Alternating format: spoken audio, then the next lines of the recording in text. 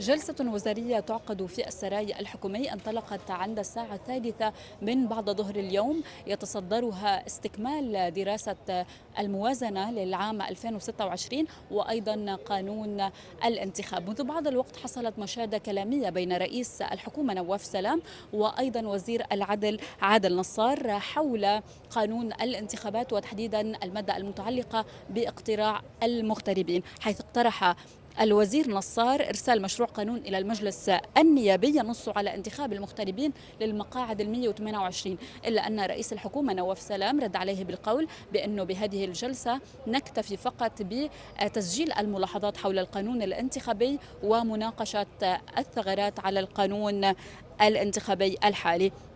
بطبيعة الحال هذه الجلسة على جدول أعمالها 18 بند، 16 منهم يمرون مرور الكرام على طاولة مجلس الوزراء. وكما ذكرنا أن الملفين الأساسيين هن مشروع موازنة العام 2026 وأيضا التقرير الذي أعدته اللجنة الوزارية المعنية بقانون الانتخابات والذي يعرضه وزير الداخلية والبلديات أحمد الحجار. ومن المتعارف عليه أن هناك صعوبة في قرار قانون انتخابات جديد نظرا لضيق الوقت والاكتفاء بإدخال التعديلات على المادة المتعلقة باقتراع المنتشرين، وسط تأييد من كل القوى السياسية بأنه لا رغبة في تأجيل الانتخابات النيابية المرتقب إجراؤها في أيار من العام 2026. ومن المتوقع أن يدعو رئيس مجلس النواب نبيه بري إلى جلسة تشريعية لمناقشة مقترحات القوانين الانتخابية التي تقدم بها عدد من النواب، ومن المفترض أن تكون هذه الجلسة